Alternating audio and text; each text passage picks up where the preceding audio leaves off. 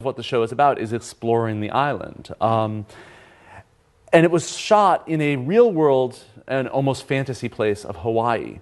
So I think one of the big appeals of the show certainly was the physical beauty of the shooting locations, and that has translated itself into, for instance, this Google map of Hawaii with shooting locations cataloged by season, character, fictional locale. And of course, like I said, you can do a tour of Hawaii based in Lost Fandom. Google Maps also hosts a collaborative map of every real-world locale referenced on Lost. So you can kind of see this. And this is both Lost and the Lost ARGs. So you can see the global reach of the show, that even though none of these things were shot in any of these places, I think the only thing that was shot outside of Hawaii or LA was one scene that was shot in London. But besides that, there's a sense that there's a complex and wide-spanning geography to the show itself. Fans also use Google Maps to try to map the fantasy geography. So you can see here, those pins are all potential locations of the island, using the numbers as latitude and longitude. So again, how much does that actually help you understand the show? Probably not so much, but it certainly helps pass the time. If you are obsessive about the show, it's a way to engage more directly. But I think Lost Forensic Fandom is most active in its attempts to map the internal geography of the fictional island, and this requires platforms beyond Google Maps. So fans have scoured the show for the maps that it does present. There are a lot of maps represented on the show, but they're almost always partial or unreliable in some way. So here you can see a sort of collage of different maps that appear on the show in different moments that fans have screenshotted and analyzed to try to map onto their more comprehensive map. And then again, yesterday I showed you the clip and the fan iterations of the blast door map. Although that was not actually the full iteration of the blast door map, because the blast door map didn't just appear on TV that time, but it also appeared in transmedia versions 4 different times. So from the Lost jigsaw puzzle, if you do the jigsaw puzzle and flip it over and then use a black light, you can see another version of the map. In the Lost Via Domus video game, there's a version of the map, or 2 versions of the map that appear at different moments. So these things again became sites for the fans to really engage with this forensic fandom and understand some of the show's internal geography, but also preview upcoming events. And I'd say, it's interesting, the map itself, which, is, here's again the sort of original production map, is less about spatial orientation and more about the other elements. Because I think that it doesn't really provide much of a sense of scale or relationship between the different sites and the island. But rather, what I think it does is it functions as a roster of places, names, and clues that's almost a to-do list for fans to understand the mythology of the island. These are the things that matter, or at least mattered to this one character who created the map. And it also provides a window into the character's subjectivity. The characters who created this map, there are at least 2 we know of. We can imagine sort of what was going through their mind that made them want to create this map, and sort of how did they understand things. It also helps chart narrative time, because there are a number of events referenced on the map, and we can try to place it into this complex backstory. So I think as fans worked to decode these, it was much less about spatial orientation and much more about these other elements of time, character, and events, which again sort of reiterates the fact that I think spatiality is the least complex element of these shows.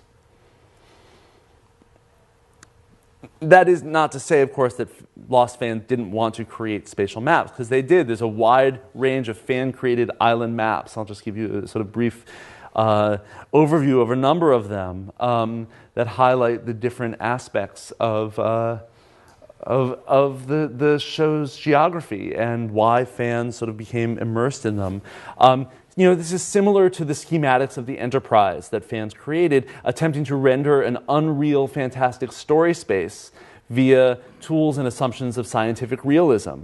And, this, I think, shows that fans are often pulled in competing directions. On the one hand, they really want to embrace a show that's, has a fantasy element that, we understand things are not real and surprising things can happen, but they also want it to be grounded in a sense of natural order that we get from trying to use a kind of consistent geography. And then here's just an example of an animated GIF, and I can't figure out how to slow this down, but it's sort of a created GIF of what they think the island looks like, or at least one fan felt like it looks like. Okay. And then Lost, of course, points to one final dimension of spatial orientation itself, which is the concept of dimensions, as a storytelling element as well. I'm not exactly sure where alternate dimensions fall. They're sort of parts of space and geography. They're sort of parts of time, obviously parts of characters, certainly parts of events. So they're all sort of, it's kind of a meta element of storytelling. And the idea of parallel worlds or multiple dimensions is obviously something that we can see in a number of films, Lola Rent or Inception. And I think that the final season of Lost is one of the highest profile examples of this. I'd say also Fringe is another big example. A new show that just started called Awake is another example. The idea that there are multiple realities and trying to understand what happens in each and how they relate is something that requires a lot of fan debate and orientation.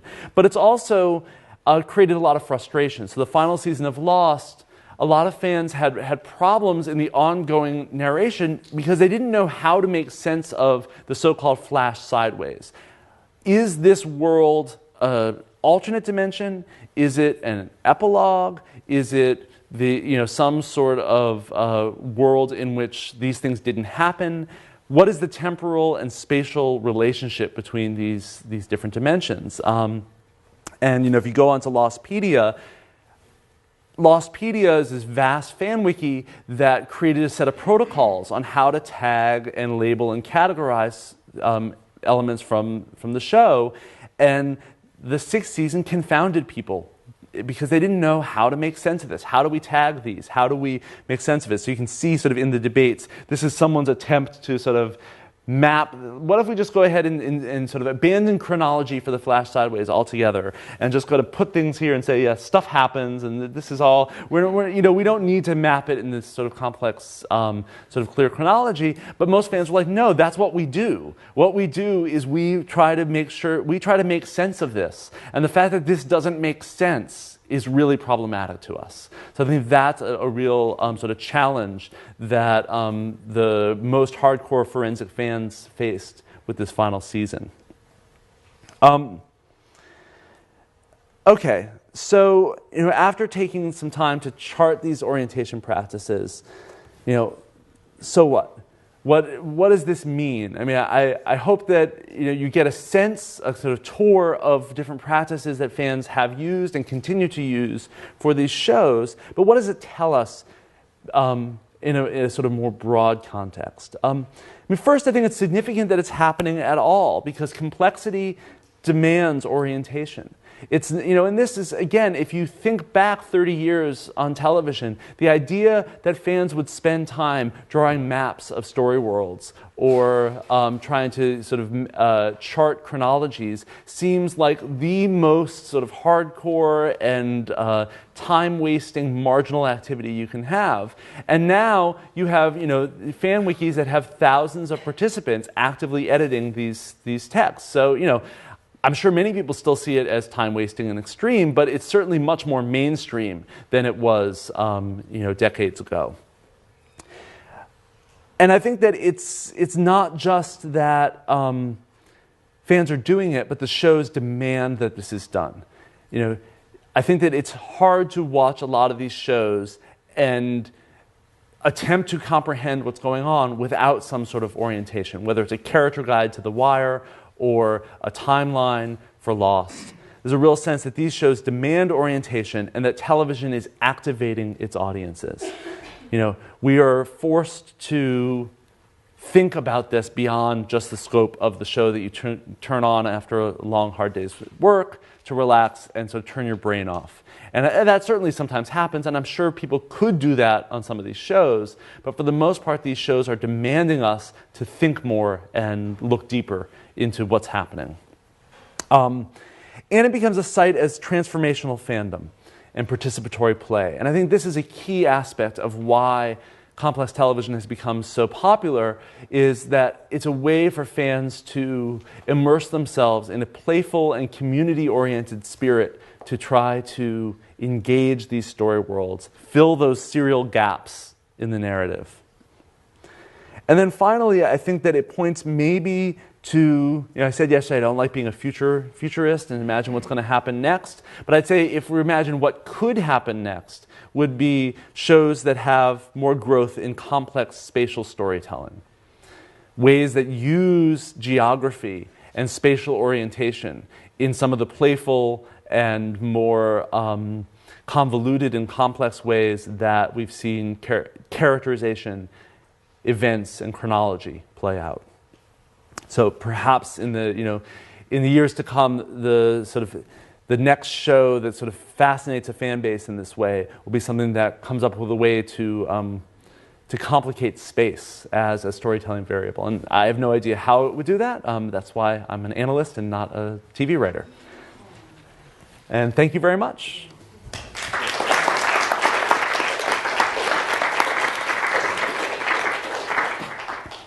Okay, thank you, Professor Mittell, for the illuminating, definitely entertaining talk. And I think we have around 20 minutes for a Q&A, so I'm looking forward to the questions.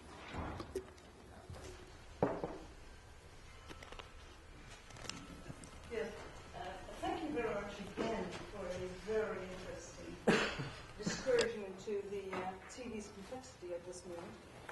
As yesterday, you've been stressing that it seems to you that fandom grows, as you stressed just now, that it basically also is about extending the experience, yep. Staying in the story world experience. Yep. And what seems, perhaps, in many ways, it makes you think of communities of believers. I don't know whether there has been in anthropologists, for instance. Mm-hmm. But this sort of interpretive activity somehow seems to feed on the beliefs, staying in a belief system. You use the word myth, of course, several times. Yes.